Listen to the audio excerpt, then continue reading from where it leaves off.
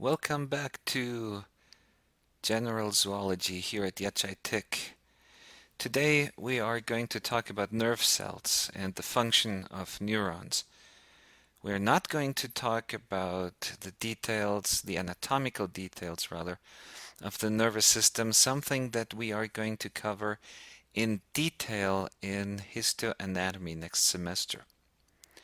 And the focus in this class is going to be on how neurons are able to send a message from one cell to another. Now, this is a pre-recorded lecture, and as before, you need to watch this lecture before class, and there's going to be a quiz at the beginning of the class where I'm simply going to make sure that you actually seen this video. Alright, so the questions are going to be relatively easy if you've seen this. If not, then you probably won't know the answer. Alright, so as before with the other subjects, this is a pretty dense lecture. So there's a lot of stuff going on and to understand, and I'll try to make sure that you understand it. You will have many options in class to ask questions. If something is not clear from this lecture, then in class, before we do application questions, you have plenty of opportunities to ask. All right.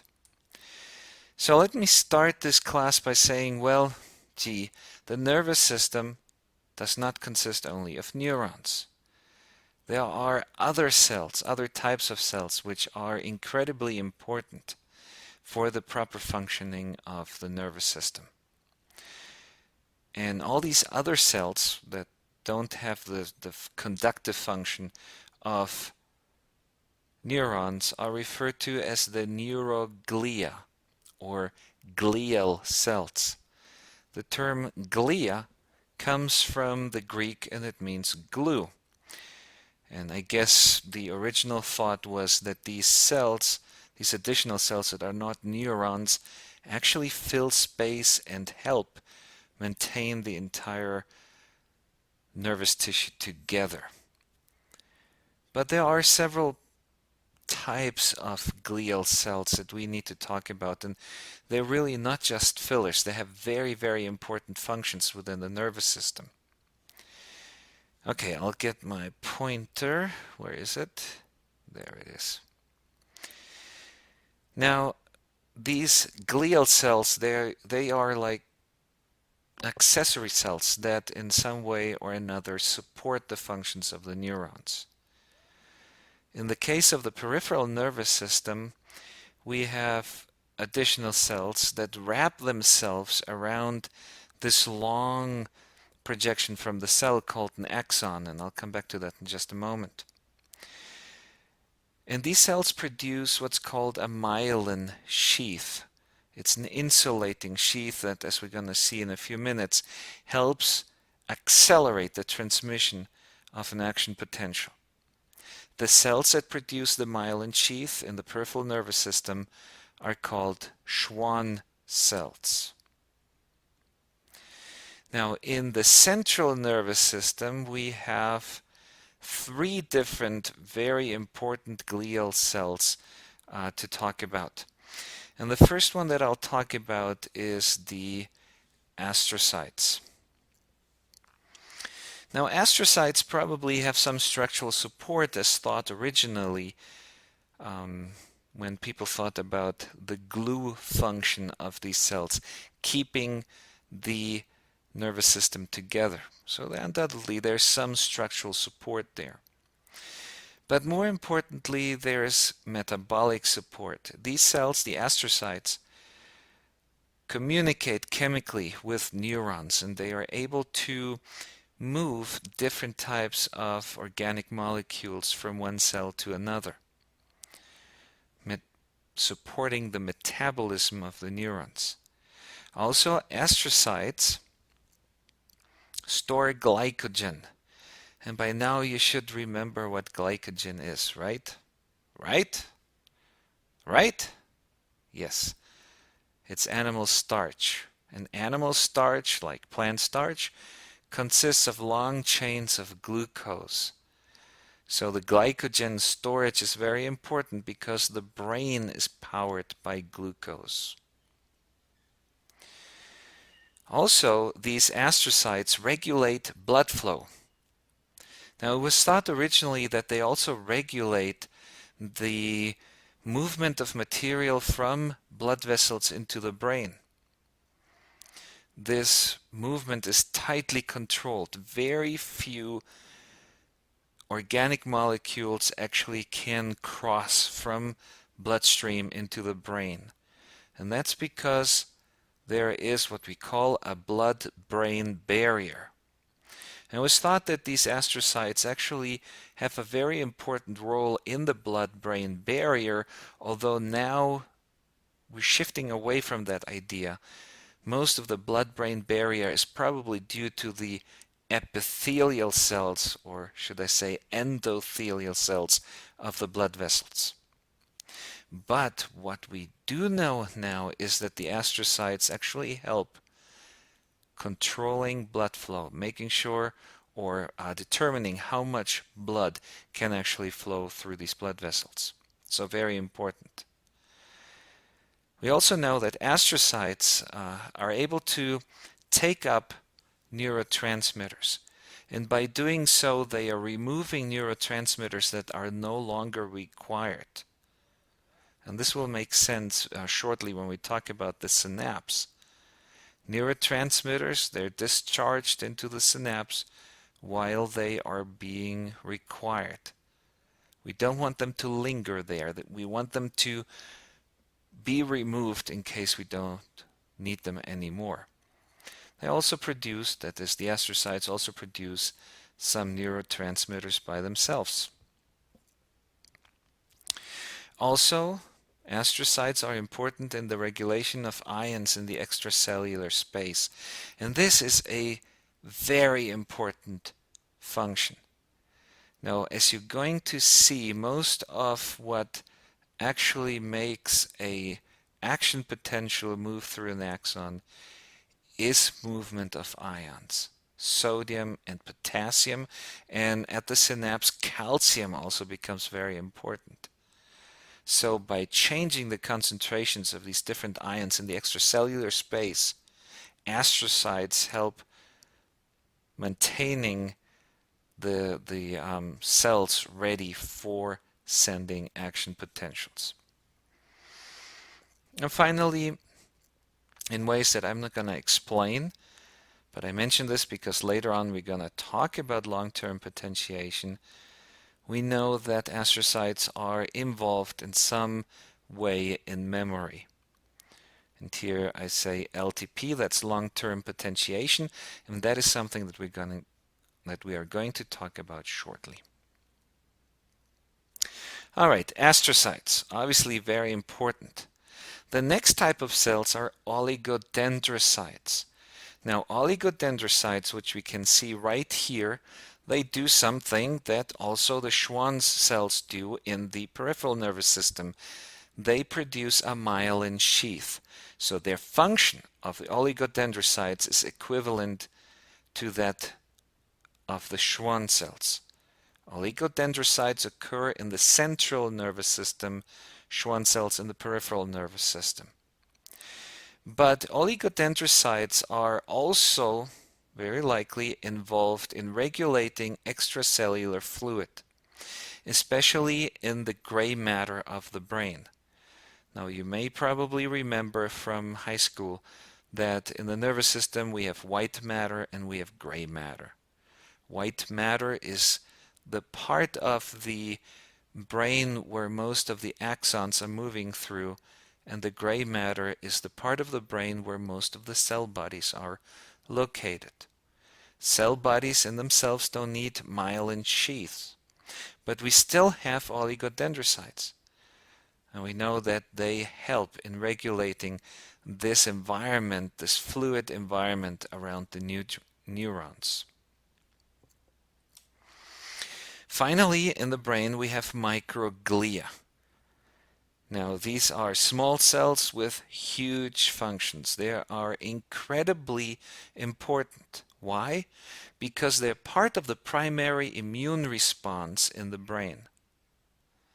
So they are cells that help us fight pathogens and other things in the brain.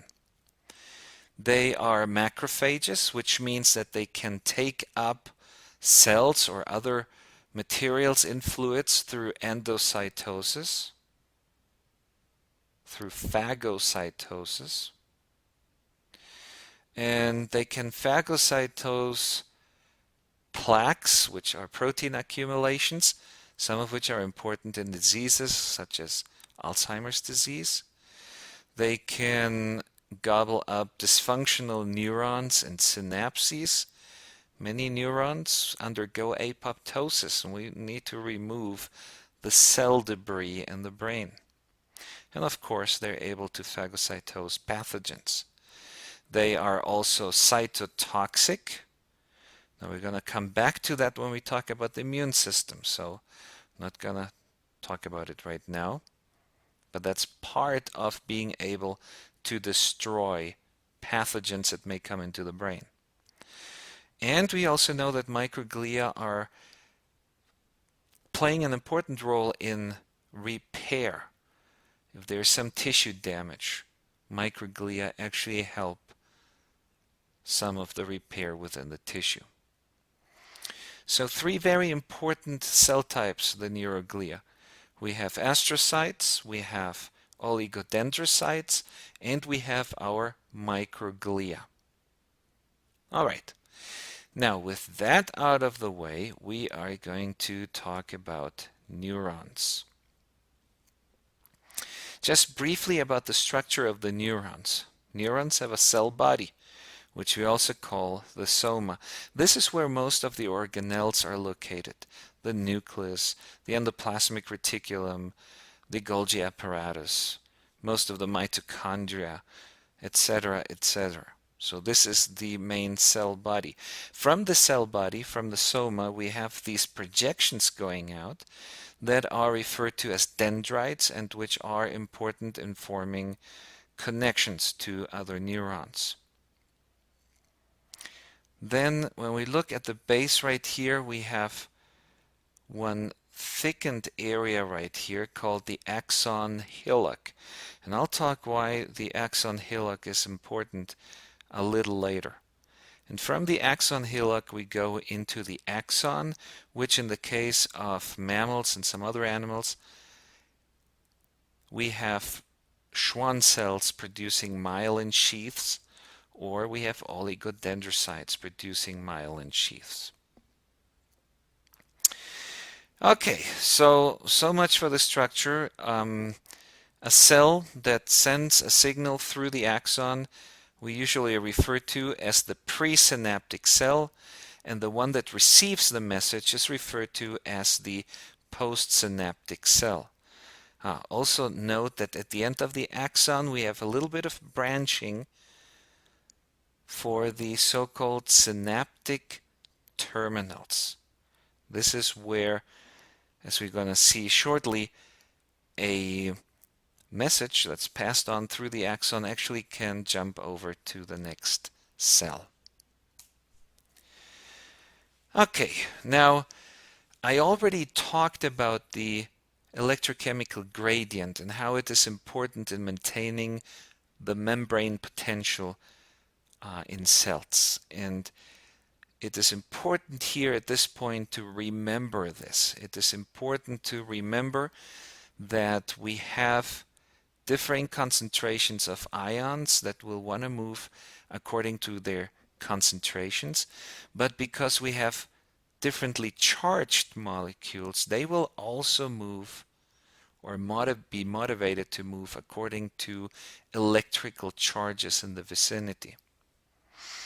Now, the charges that are important for nerve cells, and most cells really, are the charges right next to the membrane. It doesn't really matter so much what we have here in the cytoplasm. It is what we have right here at the membrane.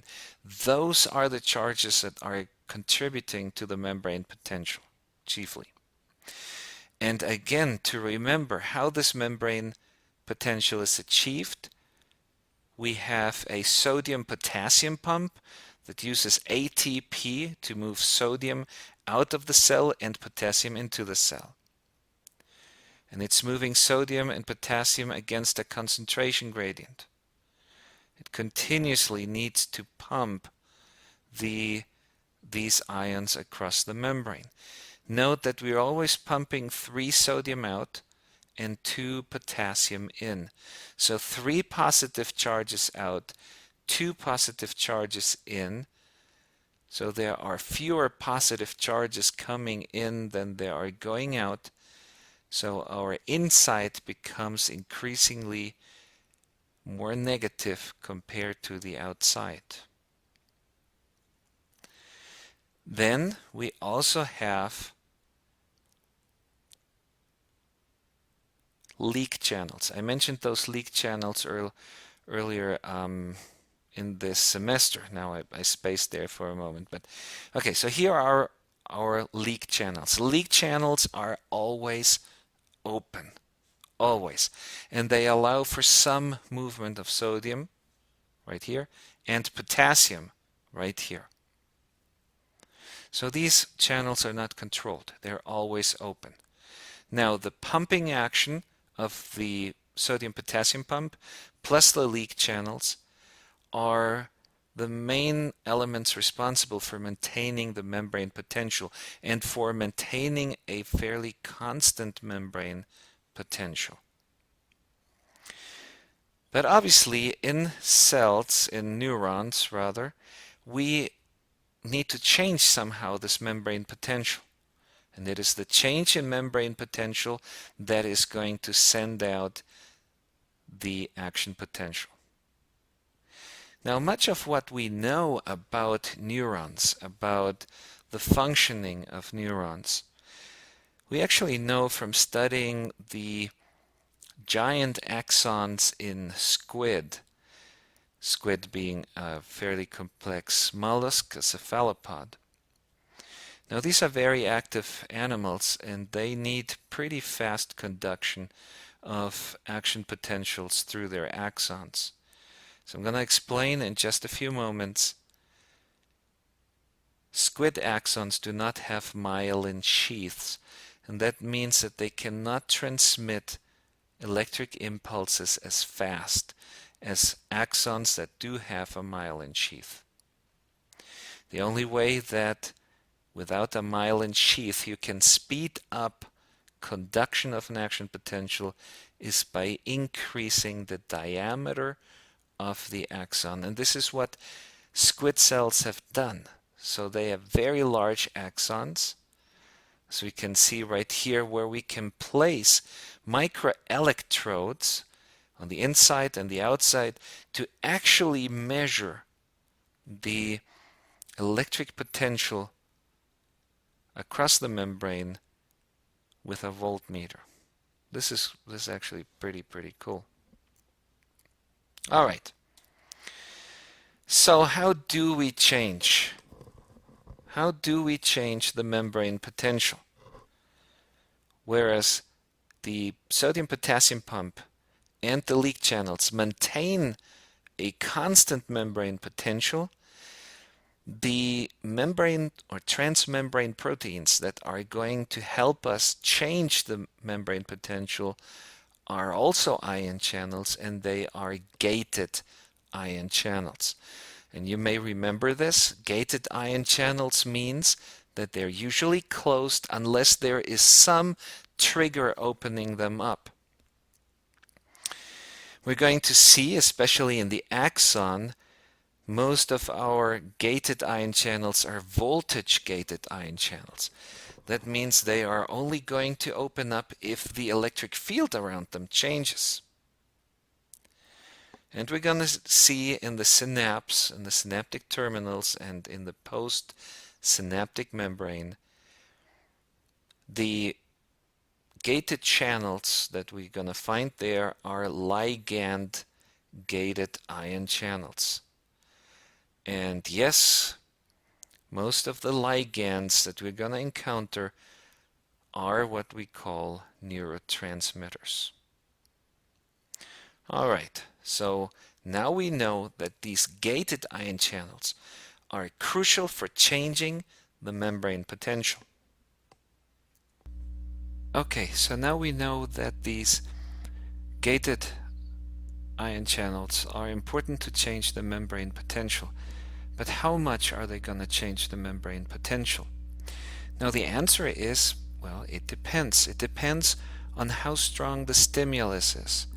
A weak stimulus will only result in a few of the channels opening, and that means that the membrane potential is going to change a little bit. On the other hand, if we have a strong stimulus, then many of the channels are going to open and we get a large change in membrane potential. So in other words, the term that we would use is that the potentials are graded. That is, weak stimuli produce small changes, large stimuli produce many changes, large changes. And how big the change is depends on how many of the gated ion channels are opening. Now, when we are looking at this change in membrane potential, whenever the change is towards becoming more positive, or should I say less negative, then we talk about a depolarization. So in this case we go from -70 to maybe -55, and of course that means that now the membrane potential is less negative than it has been. So whenever this curve goes up, we talk about a depolarization, and when this curve drops further down compared to the resting potential, then we talk about a hyperpolarization. In any case, in both of these instances, when the membrane potential gets back to its resting potential, we talk about repolarization. Now, in the neurons, in the axon, whenever there is a stimulus to increase the membrane potential, the membrane potential will be graded, so a small stimulus will raise this curve just a little bit. But a large stimulus will cause this curve to rise and hit a threshold. And the threshold is a point at which we see an all or nothing effect. That is, at this point, if we reach the threshold, all of the voltage-gated sodium channels open up. All of them, not just a few, all of them. And when they do, the depolarization is massive, and we see this huge spike in membrane potential to up to, what is this? This is about plus 35 millivolts. Now the action potential is always gonna reach about 35 millivolts, always. So up from this point, from the threshold, once we reach the threshold, it's no longer a graded response, but it's an all or nothing, and we reach this huge spike in membrane potential. After we reach this high point here, the potential again drops and drops and drops, and now at this point you can see that it even drops below resting potential. So in other words, the membrane becomes hyperpolarized towards the end of these changes. And all of these changes, reaching the threshold, increasing the membrane potential, and then the following decrease with the hyperpolarization, we refer to that as the action potential. Technically, the action potential is this point here, but usually we really are referring to this entire curve here.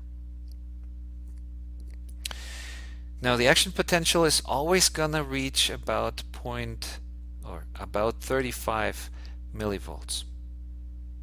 No, it doesn't reach 20, doesn't reach 50, it's always 35. Now I want you to think about that, because if the action potential is always the same, and it is the action potential that actually transmits information from one cell to another, how is information conveyed? I mean, it cannot be the increase of the magnitude of the action potential, because it's always the same. So how would you transmit information with a signal that is always the same magnitude? Well, think about that. We'll come back to that later. All right, so how do we reach these changes in the membrane potential? What are the causes? And I already mentioned that the underlying cause for these changes in membrane potential are voltage-gated ion channels. In particular, voltage-gated sodium channels and voltage-gated potassium channels. So on this figure here, let's start down here with the membrane that is at resting potential. We can see that the channels, they're all closed, so they all impede the movement of ions across them. Remember that the leak channels are still open, but the gated channels are all closed. When a stimulus comes in and depolarization of the membrane occurs right here during phase 2, some of the sodium channels open up. You can see this channel is open, this one is still closed. So some of the channels open up. The larger this depolarization, that means the more channels are open. And when we reach the threshold right here, we go to the next picture in which all the sodium channels open up, all of them. And this is when we see this huge spike in the curve and we reach the action potential right here. After we reach the action potential right here, the sodium channels actually close and the potassium channels open up. And closing the sodium channels, opening the potassium channels, causes the membrane to repolarize until we reach this point here in stage 5, where the membrane even hyperpolarizes. Okay, so up to down here, all the potassium channels are open, and then about here they close up and we slowly go back to resting potential. So we can see how the opening of sodium and potassium channels and the closing of sodium and potassium channels is directly affecting the membrane potential. Now I want to point out the following on this picture. You can see that the potassium channels, as shown here, they have only one gate that opens right here and allows for the movement of potassium. They have only one gate. On the other hand, the sodium channels have two. Note here that this one is closed and this one is open. Later this one opens, but then when the sodium channels close again, it's actually through the other gate. Now the sodium in the sodium channels, the gate that opens up here to allow the flow of sodium is referred to the activation gate. That would be in this graphical representation the gate up here. The gate that stops the movement of sodium across the membrane is referred to as the inactivation gate. Now I'm going to show you a picture in just a moment that illustrates a little bit better, in my opinion, how we could envision those activation and inactivation gates. One point that is very important right here. during hyperpolarization, at this stage right here, the membrane potential is a little further away from the threshold than during resting potential.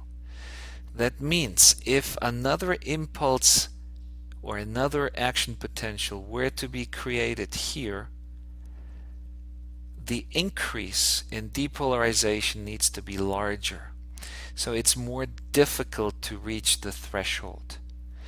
And this added difficulty to reach the threshold makes it less likely for a new action potential to form. This period at which it's less likely to form an action potential is referred to as the relative refractory period. All right. Now here comes the other representation that I mentioned earlier. Here we have our sodium channels, and we have the activation gate, which is right here. We can look at these channels, and whoop, here it opens up. Okay, the activation gate is opened up.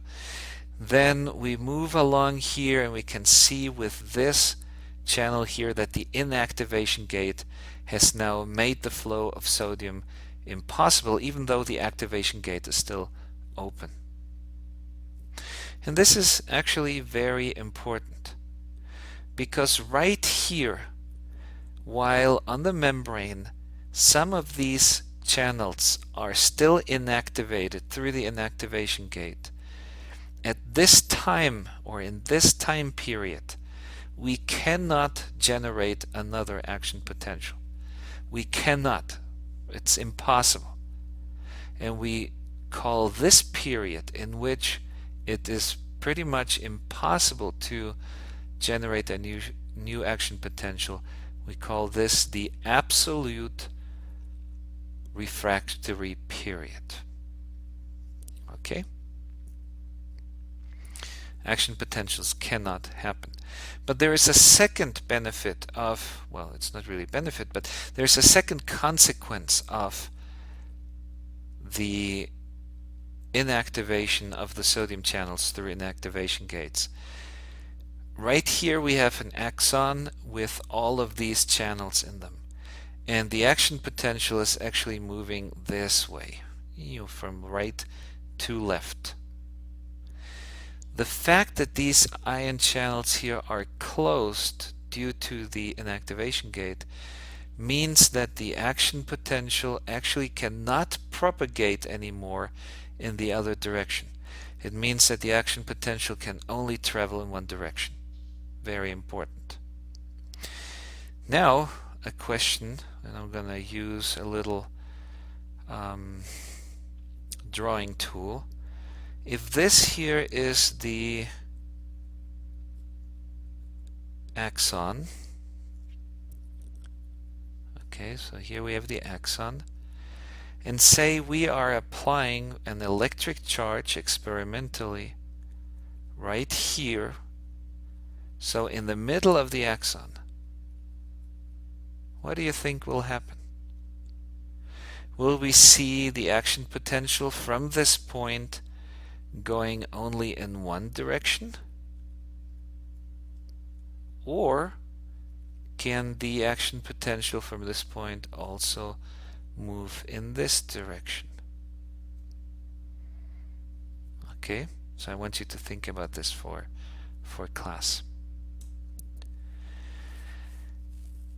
Okay, so the transmission of an action potential in an unmyelinated axon is relatively slow. It's about 1/100th of the velocity of a transmission of an action potential in a myelinated axon.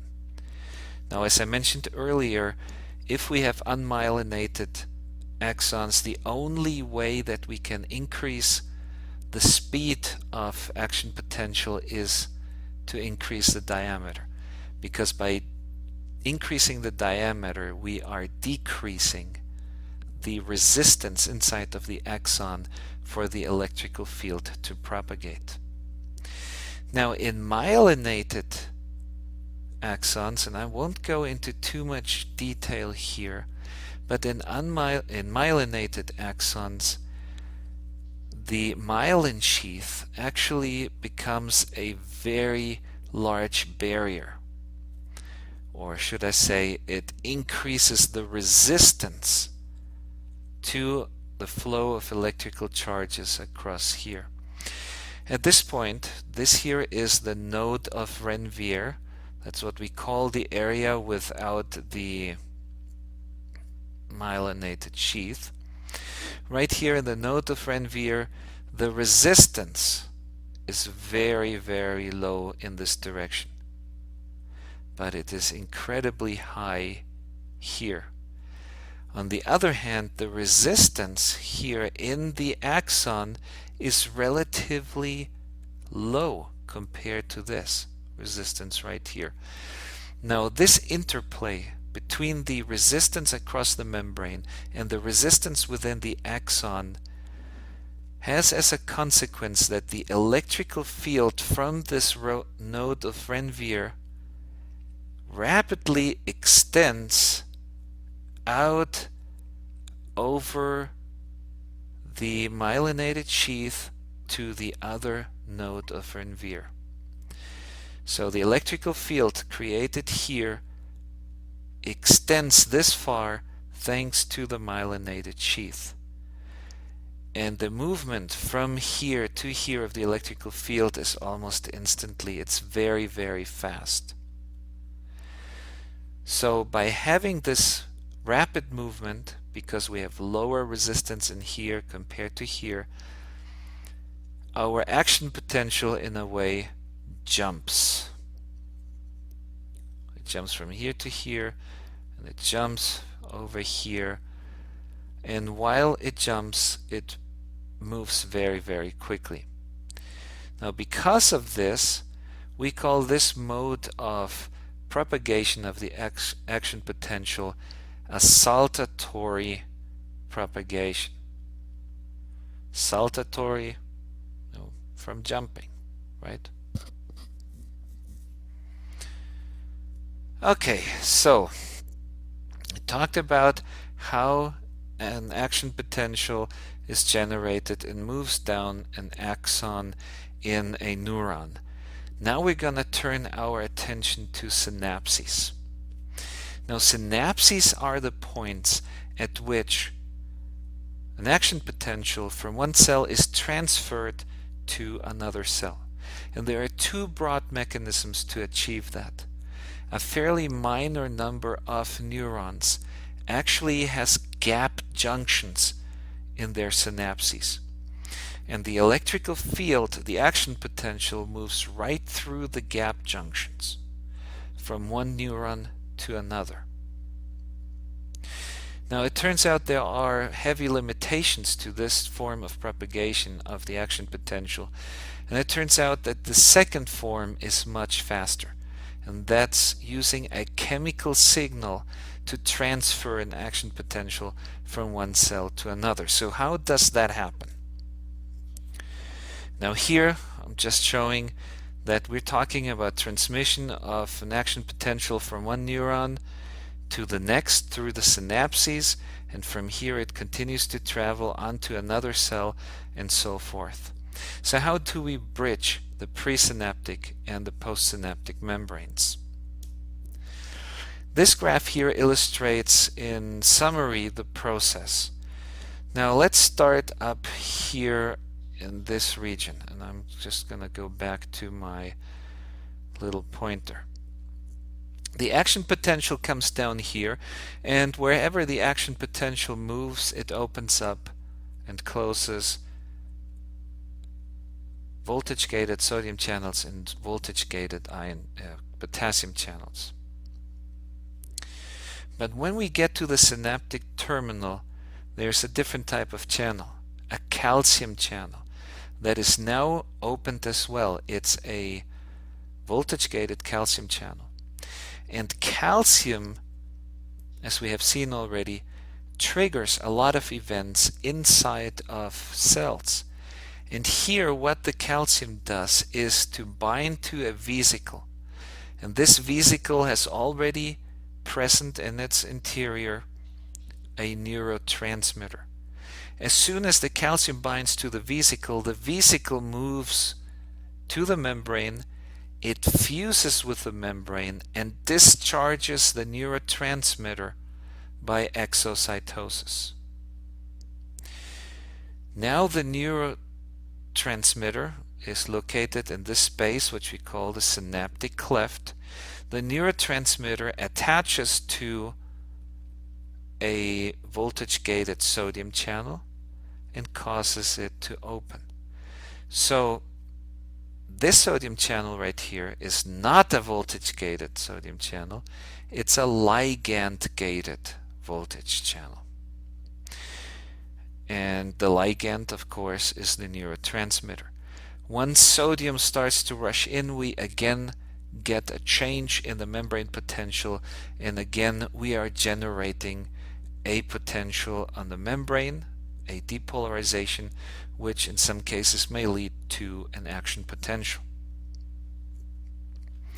So this is a pretty interesting and pretty cool mechanism to transfer an electric signal from this neuron here via chemical communication to the postsynaptic neuron. Now take your time. I'm going to post these slides on your Google Classroom, so go over these slides again, read the text, and make sure you understand everything that is going on. Now, when a potential comes in from one neuron, the presynaptic neuron, into the terminal branch, it can have two types of effects. We can get an excitatory postsynaptic potential, and an excitatory postsynaptic potential will lead to depolarization. We could also get an inhibitory postsynaptic potential that I'm going to talk about in just a moment, which actually hyperpolarizes the membrane. So, if we have an action potential coming in through this terminal branch here of the presynaptic neuron, at the synapse we will form a small graded membrane potential, a small depolarization. And if another signal comes in, we generate another small depolarization. Now note that in these cases neither depolarization actually reaches the threshold, so we will not form an action potential. But if we increase the speed, or the frequency rather, of the action potential, so that we don't let this much time go in between action potentials, but this one here, so the second action potential comes in before this membrane potential here repolarizes. The second depolarization builds on the depolarization already present. And now, like a step, we will increase from this point the action potential, and we actually can reach the threshold, and then action potential is formed.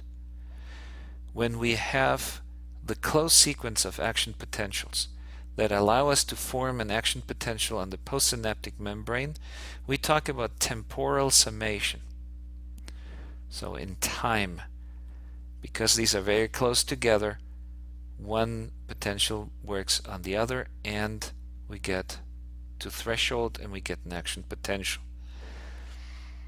We could also have spatial summation, in which perhaps there are two terminal branches coming in and they're very close together, and an action potential comes in at the same time. We have instant summation and we reach threshold and have an action potential. Now here you can see this little representation here. There's something going on in the axon hillock. It's actually all the potentials that come in on this entire cell here that will sum or inhibit themselves and will determine whether or not right here in the axon hillock we have enough depolarization to reach threshold and send an impulse. So this is where actually everything comes together. Now let's look at the inhibitory postsynaptic potential. We can see here on this graph, again, we can see an excitatory postsynaptic potential increasing the membrane potential, then we repolarize, and now comes an inhibitory postsynaptic potential, and the membrane hyperpolarizes. That is, it takes us away from the threshold. Right here, we need more input to or of excitatory postsynaptic potentials to get to threshold.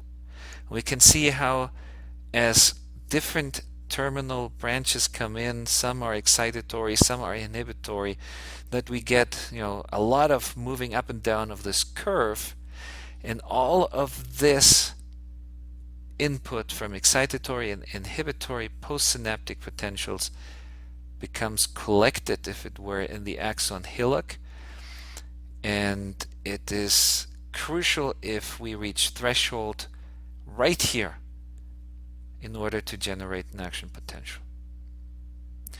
Now imagine we have, well, countless of connections from other neurons, some inhibitory, some excitatory, and you can see how complex really the nervous system is. Now you have all of these connections, some excitatory, some inhibitory. Now consider that the central nervous system consists of about 100 billion cells, 100 billion neurons. And now consider this: these 100 billion neurons actually produce a quadrillion worth of synapses. Now these are huge numbers. These are numbers that we cannot even fathom in our brains. Okay? Incredibly complex. All these excitatory and inhibitory potentials in the end determining what happens in the axon hillock. Okay, so let's talk a little bit about the neurotransmitters. We classify them into 5 different groups. The first one is acetylcholine, one that we're gonna see later in the semester again. We have our biogenic amines that we have seen, some of which we have seen when talking about the endocrine system. We have some amino acids that work or function as neurotransmitters. We have some peptides, some neuropeptides, and we have also some gases that are important. Alright, let's start with acetylcholine. It's one of the most widespread neurotransmitters. We're going to encounter it again at the neuromuscular junctions, where the input of a motor neuron to a muscle will cause the muscle to contract. They are usually excitatory in the brain, but in skeletal and in skeletal muscles, but they are inhibitory or have an inhibitory function in cardiac muscles. So now what? Now we have a neurotransmitter that has different effects depending on where we are in the body. I mentioned everything is complex, and yeah, no kidding, it's complex. Alright, biogenic amines includes the catecholamines, some of which are dopamine, norepinephrine, epinephrine, serotonin, and histamine. When these particular neurotransmitters are out of whack, if these are in extremely low or high levels, well, there are several diseases that are or disorders that are associated with an imbalance in these neurotransmitters. Now here it says adrenaline and noradrenaline, and of course you know that's the same as epinephrine and norepinephrine.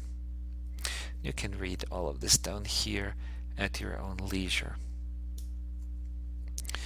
two amino acids that are incredibly important. One is GABA, that stands for gamma aminobutyric acid, and it is a very common inhibitory neurotransmitter. And I think we're going to encounter this one later in this class. We have glutamate, a widespread excitatory neurotransmitter. There's also glycine, but these two are definitely the more important ones. Neuropeptides. These are short sequences of amino acids, include some of our favorite neurotransmitters, well, some people's favorite neurotransmitters. The opiate peptides, that includes enkephalin, oxytocin, which we've already talked about in the endocrine system, and my favorites, the endorphins, which are like little molecules of morphine produced by our own bodies to give us a sense of satisfaction in the brain. Euphoria neurotransmitters, they're called here. Usually when we run, or maybe not me, but most long distance runners will feel a runner's high once they've run. That's because their brain begins to produce endorphins. People who like very spicy food, for example, hot food, actually also produce endorphins in their brain. That's why they like it so much. So endorphins are very, very important in a lot of contexts for animals.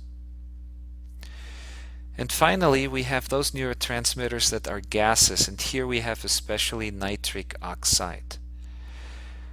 Nitric oxide we've mentioned before when talking about the endocrine system. We've encountered it there, and we have seen that it was important to relax smooth muscles around blood vessels so that the blood vessels can dilate. They're not sequestered into vesicles. That would be a very hard thing to do because being a small gas, it moves right through the membranes. No way of stopping it. It's produced locally as needed, and it usually is short-acting, although there are few contexts within which it may be involved in processes that are longer acting. All right. Nitric oxide is considered a retrograde messenger, and that means it travels from the postsynaptic neuron to the presynaptic neuron, so in the opposite direction. And it often, in this context, helps maintain a synapse stimulated, a synapse active. Now, we talked about smooth muscles. And what's interesting is that this is a particular neurotransmitter that is elevated in populations, human populations living in high altitudes. And of course, in high altitudes, we have fairly little oxygen to breathe. One way to increase the amount of oxygen that can reach our tissues is to increase the diameter of our blood vessels in the lung so as to increase blood flow that then takes those lower quantities of oxygen to our tissues. Okay, we're getting to the last topic of this lecture, memory. Of course, memory, well, we all know what memory is kind of, but how do we define memory at the molecular level? What is actually happening in the brain that helps us remember? I mean, this is something that I personally still cannot really fathom, but we can look for some chemical processes that we associate with memory, and we can investigate how these changes in the synapses and the neurons affect our ability to remember. Now, there are two types of memory, as you know. There's short-term memory, which lasts for minutes or at most hours, and then there's long-term memory that may last days, weeks, or even longer. Now, short-term memory usually results from a single stimulus. There's no new protein synthesized in the process. it employs intracellular second messengers, as we're going to see in just a moment, as happens in long-term potentiation. Now, phosphorylation of ion channels is another mechanism by which we can temporarily modulate the effects that voltage, for example, has on voltage-gated ion channels. Now, long-term memory comes as a result of repeated stimuli, and here what we see is an activation of genes, the production of mRNA that will lead to the synthesis of new proteins, and these are proteins that are required for making new synaptic connections. Now my guess is that we also see an increase in production of membranes, of phospholipids, for example. All right, and okay, the synapses can change in terms of their ability or sensitivity to translate action potentials from the presynaptic cell to the postsynaptic cell. So there's a lot of modulation, a lot of ability to change the effect of one particular action potential. So here's an example of long-term potentiation that I want to go through fairly quickly. So here we have our presynaptic neuron. Our action potential comes down here. It will open calcium channels that cause these vesicles to move to the membrane. These vesicles contain glutamate. Glutamate, an amino acid, is the neurotransmitter, the ligand that attaches to these channels. And here we have a sodium channel and we have a calcium channel. I believe this is a sodium channel, I'm pretty sure. Now this channel here is called an AMPA receptor and this is called a NMDA receptor. Now AMPA comes from alpha amino 3 hydroxy 5 methyl 4 isosaxol propionic acid. It's a mouthful. And NMDA comes from N-methyl deaspartate receptors. Now you don't have to remember these long names. Just remember AMPA and NMDA, and remember that these are actually sodium and calcium channels respectively. Why do they have funny names like this? Well, it has to do with the early research on these receptors. It turns out that this one here bound this particular chemical and this one bound this particular chemical, so they're receptors. Perhaps people were not aware, perhaps they were, I don't really know, that these were also channels. Okay, anyway, funny names, but they're sodium and calcium channel. Now the interesting thing is when the sodium channel opens, we get an increase in membrane potential, right? The membrane depolarizes. But usually it depolarizes, the ligand detaches, and bloop, it closes up. So now in long-term potentiation we have a mechanism by which we maintain these AMPA channels, these sodium channels, open more often so that we can actually continue to generate an action potential on the postsynaptic membrane. Alright, NMDA receptors are calcium channels. Calcium comes in, it's a second messenger that will trigger a signal transduction pathway, and the signal transduction pathway has three effects. On one hand, it causes AMPA receptors to be phosphorylated, making them more responsive to the ligand. The other effect is that new AMPA receptors are inserted into the membrane so that more sodium can move from one side to the other and thereby change the membrane potential. And the signal transduction pathway also produces nitric oxide. And the nitric oxide, which we have seen is a retrograde neurotransmitter, stimulates these presynaptic neurons to move to these vesicles in the presynaptic neuron to move to the membrane and discharge the glutamate. Now we need one discharge of glutamate, and we're starting this entire process.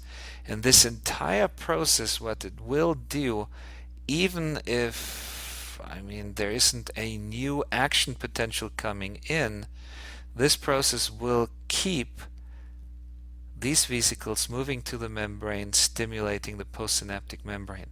So even without a new action potential, with a new message from the presynaptic neuron, we continue to maintain the synapses active, and the postsynaptic membrane is continuously depolarized, okay, without a new action potential coming in. So a pretty interesting process here to maintain the stimulation of the postsynaptic neuron without a new input from the presynaptic neuron. So this is an example of short-term memory contained in the synapses by maintaining the synapses active. Another means can be seen right here with the phosphorylation of ion channels, for example, making them more responsive to changes in voltage and thereby increasing the amount or potentially also decreasing the amount of ions that can move across the membrane. Now this just requires a protein kinase that is activated by the action potential, but it doesn't really require a new protein synthesis. Long-term memory, on the other hand, what it will do is, after continuous stimulation, is increased transcription of genes in the nucleus. And these genes code for proteins that are important for generating more synaptic terminals, so that this particular neuron here now has more connections with the postsynaptic neurons. This transformation here requires protein synthesis. It requires a change in the structure of the terminal ends, and is therefore longer lasting. Alright, I think that wraps it up for today. It's a handful, it's quite a bit, but please review all this information and come prepared with questions. And then once we answered all questions, we're going to do a few exercises. Alright, I'll see you soon in class. Take care.